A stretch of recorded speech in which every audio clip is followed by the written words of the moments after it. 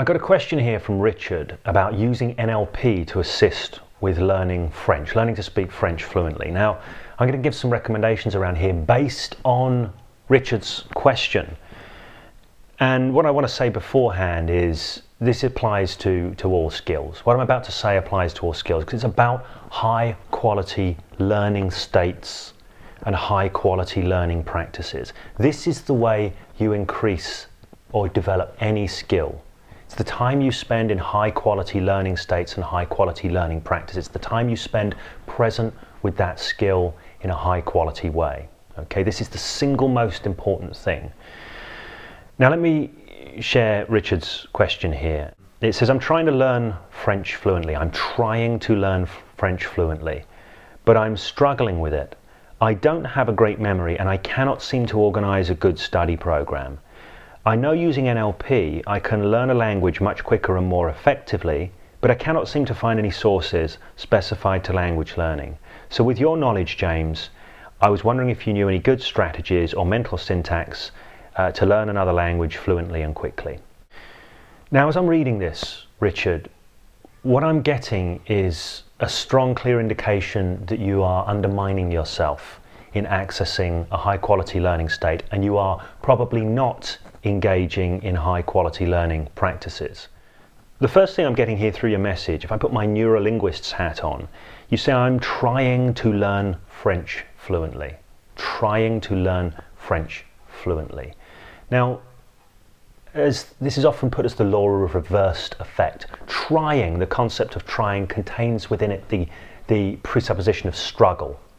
Okay, struggle is implied within trying. It's not easy, it's difficult, right? So there's a struggle in there. When you bring that concept to bear, you're going to undermine your quality learning state, because a high quality learning state is all about being totally present with something, totally present with the activity that you are spending time with learning, i.e. speaking French. It might be a particular phrase, a particular word.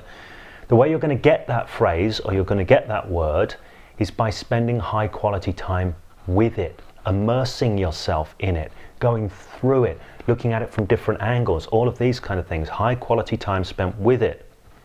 But if you're trying to learn it and be fluent with it, you're not present with it, you're in some future that you've got in your mind called fluent French.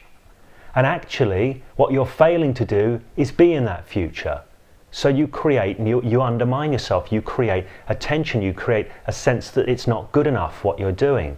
It starts to frazzle out your learning attention and draw it to different places, to unuseful places. Probably creates frustration for you, just a guess, because you're not progressing fast enough. There's a whole load of self-judgment in there. Why?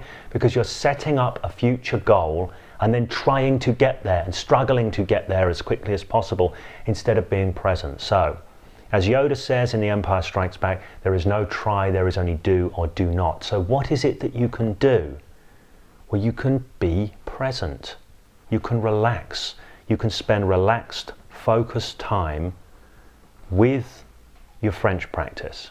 That is the thing that's going to accelerate your learning, okay? Not trying to accelerate it. That will have exactly the opposite effect. It's sometimes called the law of reversed effect. Okay, so let go of trying, let go of struggling for fluency and all of that kind of stuff, and just be present. Immerse yourself in the practice. You say outright, but I'm struggling with it. You think you're describing your reality there, but I can assure you, you're at least 50% creating your reality by bringing that concept to bear. You know, by bringing other concepts to bear that create struggle for you. There's nothing to struggle with. There is no struggle to be present with something. Okay, you're just either present or you're not. You either choose to be present or you don't. It's by setting yourself expectations and goals and pushing yourself and castigating yourself and whatever. That's what creates the perception of struggle.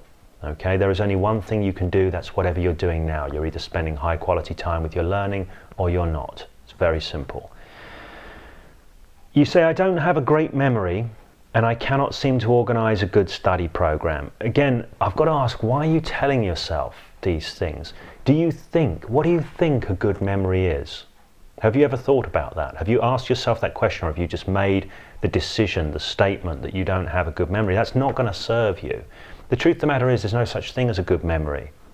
All there is engagement with information, engagement with new ideas. It's to do with how you engage with the stuff in the first place. People don't just have a good memory so they remember random stuff. What dictates how they remember it is how they engage with it. Now, if you have a natural interest in something, you'll unconsciously engage with it very deeply when you hear it or whatever.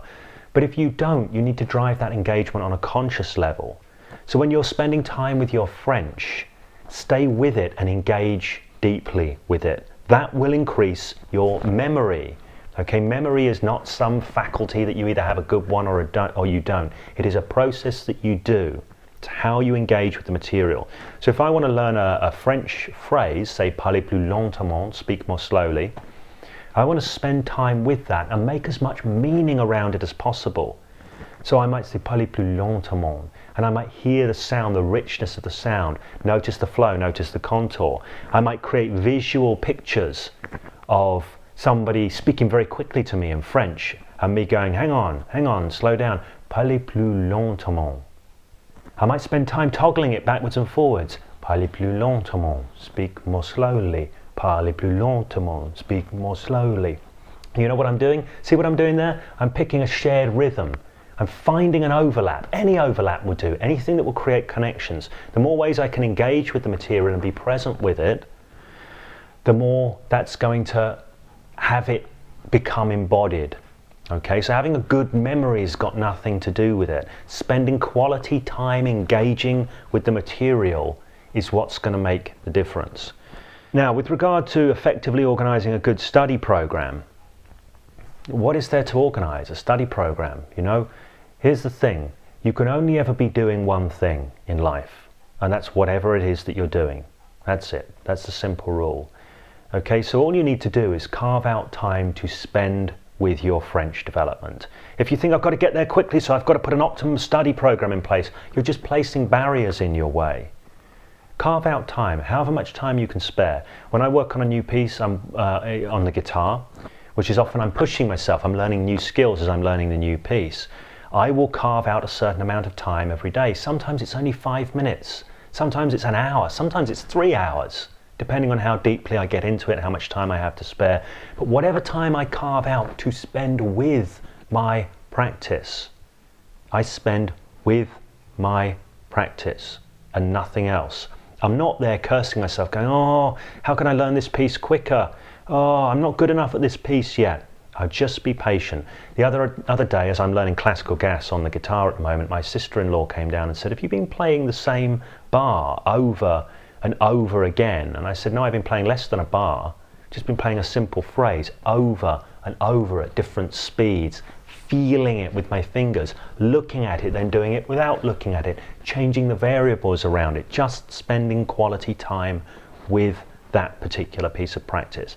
So that's all you need to do for a study program. That's it. Spend time with it. What are the most useful words and phrases? You could spend some time evaluating, going, you know, what's the most useful words and phrases for me? What's the word that I want to nail now? I did a video recently talking about my capoeira instructor, who whenever I see him says, what are you working on at the moment? You know, what are you working on? That's his question. What are you working on with French? Don't try and master French in its entirety. What's the next phrase? What's the next piece of language? What's the next verb table? What's the next whatever? Just what's the next piece? Don't aim at mastering the language. What's the next phrase or word or tiny piece? Okay, so break it down into the smallest next step and master that next step. And don't worry about how long it's going to take, you know? You've got all the time in the world, right? You might not think you do, but you do, because there is only ever the present moment. That's the only time there ever is, and we all as human beings have that. It's how you spend your present moment. Stop rushing through your present moment to try and get to a future, okay? Because that's just wasting the only time that you have. Be present with that. Master small bits. Master whatever it is you're working on, that tiny piece, okay? Ultimately, that's the only way to progress with learning anything.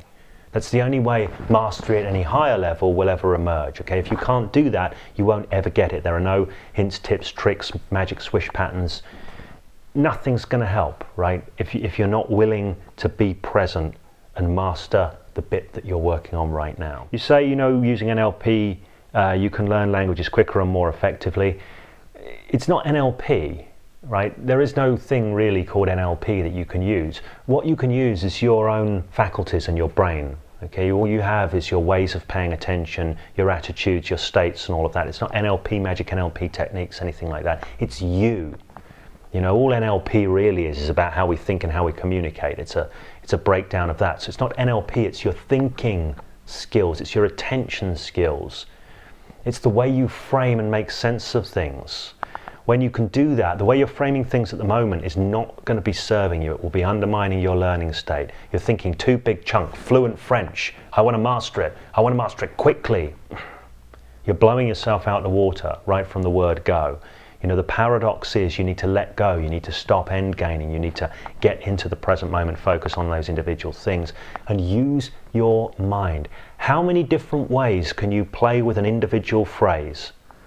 I do this with everything that I do. It may be a piece of music, it may be a move in capoeira or in another martial art, it may be, I used to do this when I was learning hypnotic language, all sorts of things. Every skill I've ever learned, when I learned to do body work and that kind of thing, I would pick an area and I would go deeply into that one little bit, spend quality times. How many different ways can I explore this simple piece from?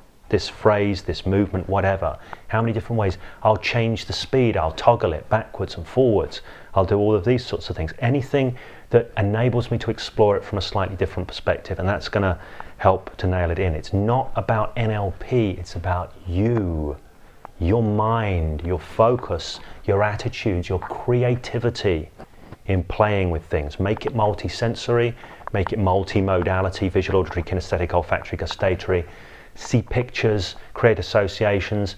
If you can touch something, you know, if I'm saying c'est une table, if I can touch the table and say table, as I touch it and as I feel it and as I see my hand touching the table, you know, just giving that as an example, the more creative you can be, the more present you can be, the more you will accelerate your learning. The more you try to accelerate your learning, the more you will slow yourself down. It's one of those paradoxes in life. Let go of the outcome, detach from the outcome, be present in the moment. It will pay dividends.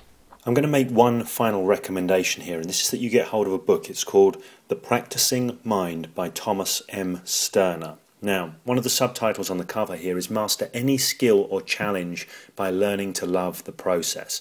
This book is excellent. This is by a professional musician, a guy who really knows about deep, profound, meaningful, impactful and fruitful practice. Okay, so this book is well worth checking out. I'm going to recommend you check that out. And with that said, all the best with learning your language.